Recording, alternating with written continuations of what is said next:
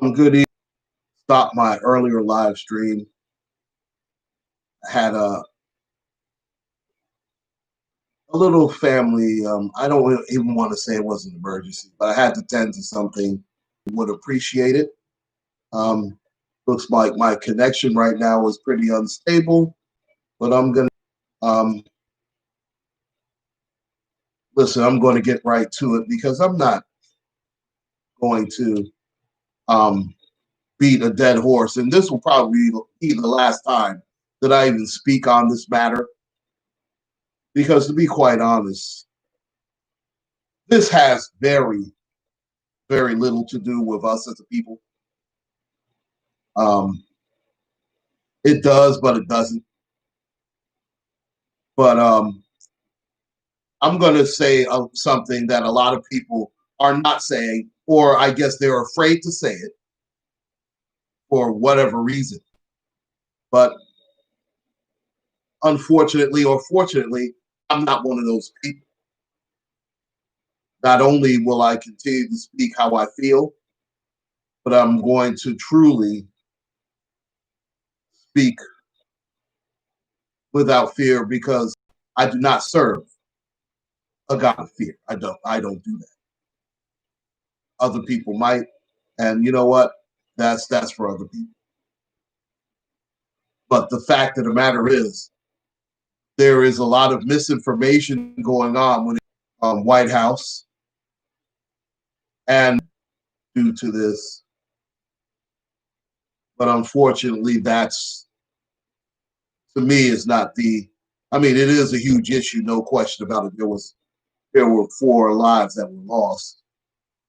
Now, obviously, as far as I'm concerned, you play games, you win stupid prizes. So those 4 people who lost their lives storming the White House, um, just being belligerent, being unruly, bunch of degenerates. Well, you know what? Just scrape them up, send them on their way. Don't really care. But getting to the so-called commander in chief, your president Donald Trump. Now, President-elect Joe Biden made a statement earlier, and I'm bringing this up right now. Excuse me. He was on Twitter earlier, about 6 hours ago, and here is his statement. This is from President-elect Joe Biden. He says, "Let me be very clear. The scenes of chaos at the Capitol do not represent who we are. What we are seeing is a small number of extremists dedicated to lawlessness. This is not dissent, it's disorder. It borders on sedition, excuse me, and it must end now." So what he said that it bordered on sedition. So what I did was look up the word sedition. And sedition, and this is according to Wikipedia, is overt conduct such as speech and organization that tends toward rebellion against the established order. Sedition often includes subversion of a constitution and incitement of discontent toward or rebellion against established authority. What we saw what we saw tonight, President-elect Biden, it did not border on sedition. It was sedition. Just come out and say it, because that's exactly what it was. In fact, it wasn't just sedition, ladies and gentlemen, but they will not use that term. But I'm going to use it. And you know what? They're talking about resurrecting Article 25 to hurry up and get him out of there, which to me is much too late. And that is the 25th Amendment that is in the Constitution. And it has 4 sections, and I will read them. In case of the removal of the president from office or of his death or resignation, the vice president shall become the president. Whenever there is a vacancy in the office of the vice president, the president shall nominate a vice president who shall take office upon confirmation by a majority vote of both houses of Congress. Whenever the president transmits to the president pro tempore of the Senate and the Speaker of the House of Representatives his written declaration that he is unable to discharge the powers and duties of his office, and until he transmits to them a written declaration to the contrary, such powers and duties shall be discharged by the vice president as acting president. Whenever the vice president and a majority of either the principal officers of the executive compartments or of such other bodies as Congress may by law provide, transmit to the president pro tempore of the Senate and the Speaker of the House of Representatives their written declaration that the president is unable to discharge the and duties of his office, the vice president shall immediately assume the powers and duties of the office as acting president. Thereafter, when the president transmits to the president pro tempore of the Senate and the Speaker of the House of Representatives his written declaration that no inability exists, he shall resume the powers and duties of his office, unless the vice president and the majority of either the principal officers of the executive department or of such other body as Congress may by law provide, transmit within 4 days to the president pro tempore of the Senate and of the Speaker of the House of Representatives their written declaration that the president is unable to discharge the powers and duties of his office. Thereupon, Congress shall decide the issue, assembling within 48 hours for that purpose, if not in session. If the Congress, within 21 days after receipt of the letter written declaration, or if Congress is not in session, within 21 days after Congress is required to assemble, determines by 2/3 vote of both houses that the president is unable to discharge the powers and duties of his office, the vice president shall resume the powers and duties of his office and shall continue to discharge the same as acting president.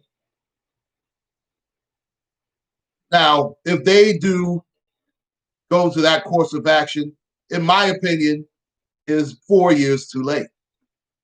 But again, they are missing the point. Not only committed sedition, which by itself is a 20-year offense. Excuse me, going to my phone. But we are way past that. We are past sedition. We are past going towards the 25th Amendment. We are way past trying to impeach this guy. What he has done, he has high treason. What is the definition of that? Because you'll hear that. In fact, I'm appalled that that has not been brandied about as of yet, because that's what he's done. And notice there is a difference between treason and high treason. High treason is the crime of betraying one's country, especially by attempting to kill the sovereign or overthrow the government. And that is exactly what we saw here tonight. And in historical terms, is the crime of murdering someone to whom the murderer owed allegiance, such as a master or a husband. That is one of the ways of high treason. And what this man, Donald J. Trump, has done, he has committed high treason. And the difference is treason is the crime of attacking a state authority to which one owes allegiance. Now, treason against the king was known as high treason. And as jurisdictions around the world abolished petty treason, because that was treason against a lesser superiority. And that treason came to refer what is historically known as high treason. Now, what is the punishment for high treason? Now, the punishment for high treason, and this is according to the U.S. Code, Title number 18, is either death or not less than 5 years imprisonment, and not more than life imprisonment without the possibility of parole. Minimum fine of $10,000 if not sentenced to death.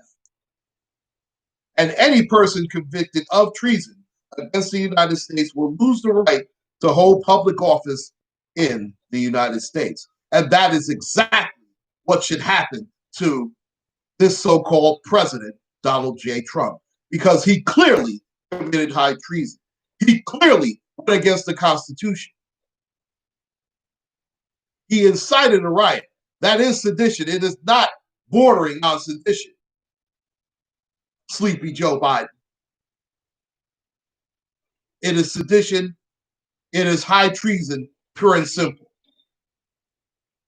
And letter of the law, and I just read it, ladies and gentlemen, this man should be put to death. And since he is a quote unquote man of law and order, he shouldn't be put to death by lethal injection. No, not at all. He should be put to death the old-fashioned way, how they used to do it back in 1789 when the Constitution was drafted. He should be put to death by firing squad. Pure and simple. And ladies and gentlemen, let me make something perfectly clear. I am not calling for the death of this so-called president. Ladies and gentlemen, he brought this upon himself. And letter of the law, as I just read to you, according to the U.S. Article 18, committing high treason, just as he did, inciting this riot and causing the death of 4 people. Well, leading to the death of 4 people. Ransacking the White House, what is going on in the Senate and in the House. He has clearly committed pure treason. And again, according to the U.S. Code, Title 18, this is punishable by death. So he reaped what he sowed. I'd like to thank you so much for joining me this evening. UncleClaude signing out. Take care. God bless. Stay safe, ladies and gentlemen.